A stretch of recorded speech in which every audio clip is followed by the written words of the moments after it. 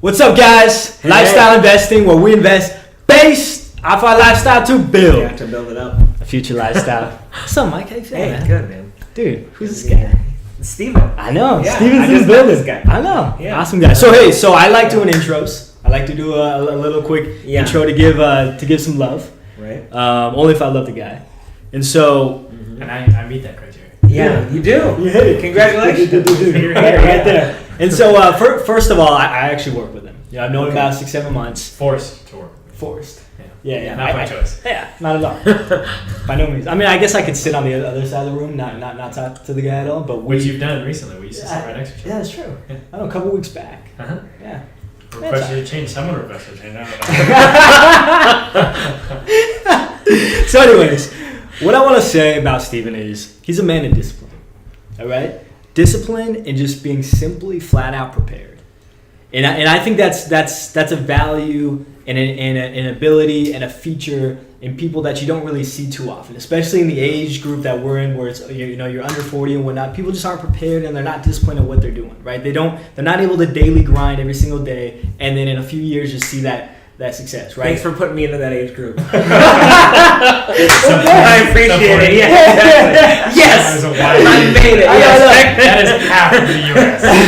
It is though, right? I feel like if you're still 50, you're young, Yeah. right? As long as you're not like old. Yeah. How high are your pants? Exactly. And I think a funny thing too about Steven is like he prepared to be on here. Yes. Right? That's discipline. Yeah. I watched your video. 5 minutes each, very short, concise, and easy. Right. But That's yes, true. I did. I want to know what I was in for. But it's funny because me and Mike didn't even prepare. No. So that's awesome. Dude, that's awesome. I'll take it as. And so yeah, I mean, let's just kind of get to it. So Okay. I know that. So one thing that Steve and I, we haven't talked a lot about investing overall, and so that's why I think it's a good opportunity to just kind of get your thoughts, what you do, how you do it, why you do it, and kind of like the successes you've seen, failures you've seen. And I know one thing that stood out to me a lot is like what I was telling Mike initially is when I invest based off of speculation. Yeah. Right. I'm a high risk kind of guy, and it works out great or it just sucks. Right. Like there's no middle ground. Right. If there's middle ground, you've done something wrong because it's like I was playing the volatile game. Exactly. So when you sit in the middle, it's just like, what am I doing here? Exactly. Yeah. You almost rather lose. Oh, 100%. And 100%. Yeah, totally, 100%. But for like you play such a long game in a very like disciplined and like prepared. Yeah. You listen to. You told me that you used to listen to quarterly earning calls and things like that. My last job, a lot of I was big into obsessive. So I guess talk a little about that. I'm just. Yeah, I mean, honestly, that's a good question. I think honestly, a lot of this started from when I graduated from college. I wanted to be really, really frugal, like super frugal. I wanted to like make it so that it was almost uncomfortable to be my friend because I spent so little money. And that's true. Like I've lots of times I've had friends who are just like think I'm poor, like which is I actually really like that. I'd way rather be that way rather than be the rich kid. Yeah, that everybody asks for money from. Yeah. Well, just you just don't want to have that mentality. You won't be like a snobby person. Yeah. And so for me, it's always been important to be somebody who is not viewed that way. Yeah. And so my wife and I actually had a goal for our 3rd year of marriage. And I've been working for a little while and actually making pretty good money. And every time I got a raise, I wanted to actually decrease my standard of living. Wow. Because that's not usually what people do. It's like the opposite, right? Right. People are spending more money when they make more money. Right. So I said, okay, we're going to spend no money. So 2016, we were living in Portland. We spent $20,000, like us two, for the year. Wow. So 2 people living on $20K.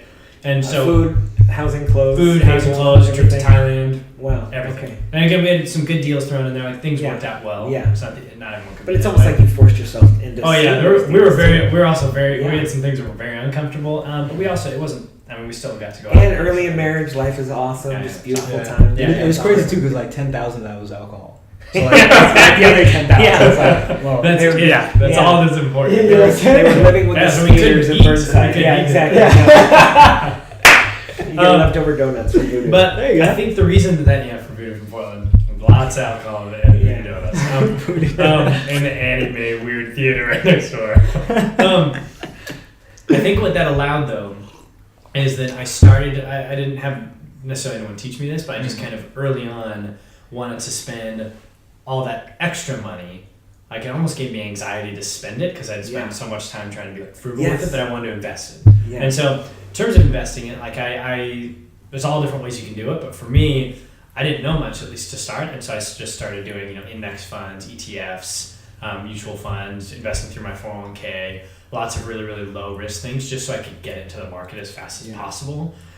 Since then, I've tried to get like more strategic about it. I try to spend more time on individual stocks and diversifying through real estate, things like that. But it's at least to start, it was always just index funds and ETFs, and that's honestly that's where most of my best investments have been. Is just through investing on a monthly basis in certain like index funds and ETFs. And research would say that that's would support that. Yeah. I have a question that I'm going to ask on the next video. Dude, oh my God, we're already at 6 minutes. All right, guys, lifetime investing. Mike, myself, Steven is in the building, talking genius thoughts. Wait for Mike's question on the next one.